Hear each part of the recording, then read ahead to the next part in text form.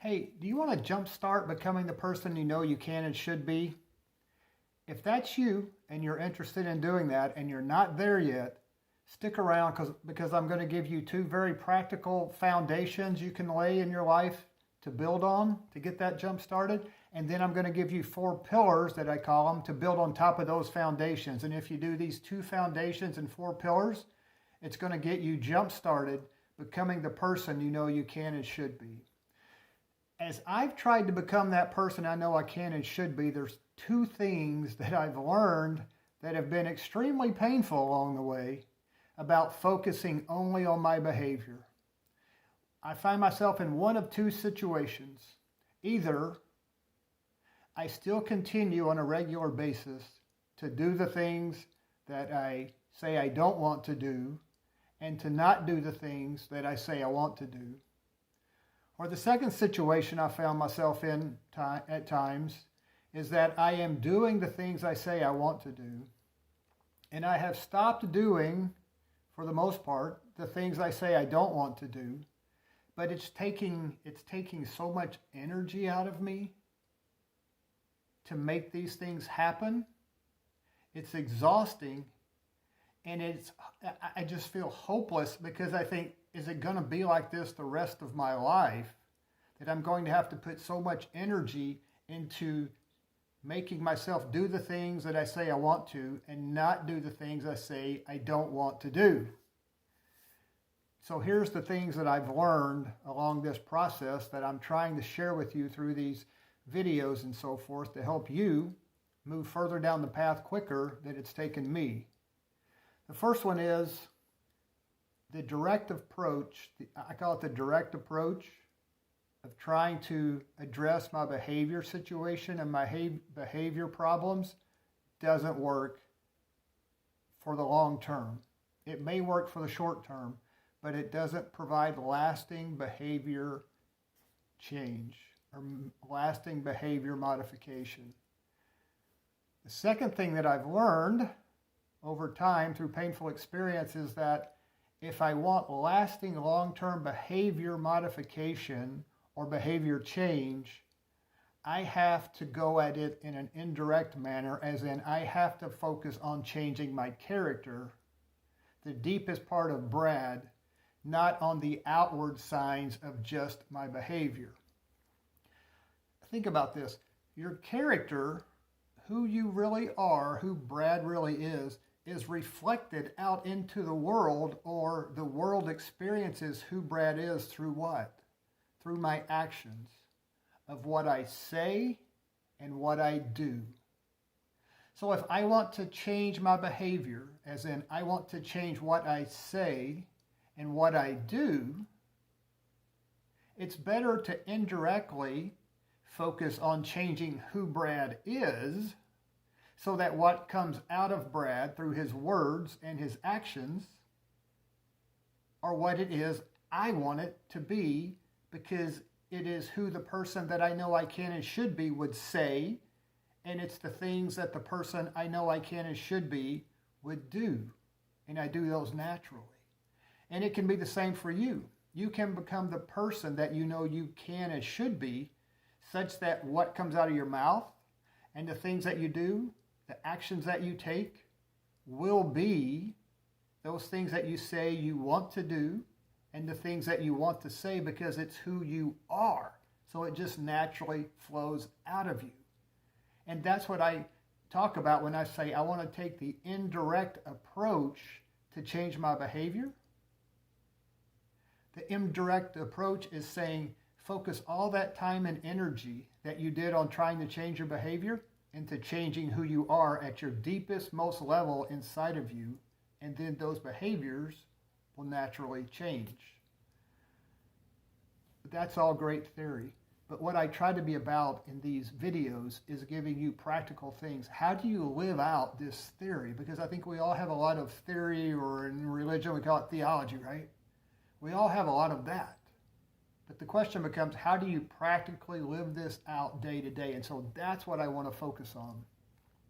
So here they are. Let's get started. You've got two foundations and you've got four pillars that you build on top of those foundations. And if you will incorporate these into your life, I think you'll begin to see a change in who you are. Now, I just got to tell you, I'm a Christian, so this is going to come from a Christian perspective. And if you want your character changed, the only way I know of, that will produce lasting, permanent change in your character is by Jesus coming in and making that change within you. Now, before you get turned off and you tune me out and you go to the next video, hold on for just a second. If you stick around, you might find some stuff that's useful for you, but I just want you to know the reason I'm sharing these is because I do care about people. And so if you care about people and you love people, you want the best for them. And if you want the best for them, then you will be willing to share what you think is in their best interest. And that's all I'm trying to do here. So just listen and see what you think. Okay, it's only a few more minutes, then you're done. You can move on if you don't like it. If you do like it, maybe you've learned something that's useful. So let's get to it. Here are the two foundations that I have established for my life that I have found extremely effective in changing, ultimately, my behavior. The first foundation is the Bible is the rule or the standard by which I live my life. It's the rule or standard by which I govern my life, by which I make decisions. That's the first foundation. The second foundation is my responsibility to that first foundation being true is that I am to obey what Jesus says. I am to obey what Jesus says. And having these two things as my foundation prevents some things. It prevents me from injecting Brad into the situation and what Brad wants and what Brad desires. Because the Bible is the standard and rule, not Brad's opinion of what he should do and say and live and have and anything else you want to put Brad in the middle of. And the second thing it does is it prevents Brad from trying to justify not doing what Jesus says or doing things in contradiction to what Jesus says and then turning around and trying to make excuses for it or justifying my willing disobedience to Jesus. So once you make the decision that those are the two foundations upon which you live your life, you've made that decision. There's no more negotiating with Jesus or yourself about this. That's just the way it is. So those are the two foundations. Now on these two foundations, I want you to build 4 pillars. Okay? And these 4 pillars are going to come out of the Bible in the book of Matthew, chapter 6. And so the first foundation is giving where you have to make a sacrifice to give. Or another way I think about it is giving to the point where it hurts. And how do I define hurting when you give? Not that it's a particular sum of money, a particular amount of money, but by giving that, whatever that amount of money is, you're going to have to significantly adjust your lifestyle. You can give a large sum of money when we're talking about this giving that requires a sacrifice or sacrificially giving or sacrifice giving, however you want to put the label on it. If you're giving a large sum of money, but it doesn't affect your lifestyle and you don't have to make significant adjustments to your lifestyle, what are you really doing? I mean, maybe it's nice that you gave, but this is not building your character. This is not changing your character, changing who you are. Because when you give to the point where you have to alter your lifestyle, you are now moving your trust from your money and your resources to provide for your needs and your family's needs to trusting God to provide for your needs and your family's needs. When you're giving to the point where you have to adjust your lifestyle, now we're getting somewhere. Now the character transformation can start to happen. But when you're giving to where it doesn't adjust your lifestyle, or excuse me, it doesn't force you to alter your lifestyle, I'm not sure you're doing that much. So the first one is giving to the point where it hurts. The second pillar that we build on the two foundations is praying several times, and the more the better, throughout the day. Now, what does this do for us? When you continue to pray throughout the day, it is a constant reminder. Every time you pray, it's a constant reminder that I am going through this life with Jesus. I'm not doing it on my own. Brad is not living this life today, and we're only focused on today. Brad is not living today based on what Brad wants to do. Brad is going through this life with Jesus, okay? I am learning, because living life in the kingdom of God is about learning to hear from Jesus and then do what Jesus says without concern for the consequences. Because your responsibility is what? To obey or to do what Jesus says. Jesus' responsibility is what? To deal with the outcomes or the results of you doing what he said. So praying many times throughout the day is going to remind you on a regular basis, wait a minute, my responsibility is to do what Jesus is telling me to do right now. His responsibility is to deal with the results of me doing what he says. That's not my responsibility. Okay? That's the first two pillars. The third pillar is fasting. I'm not going to get into the health part of it. That's not what I want to focus on.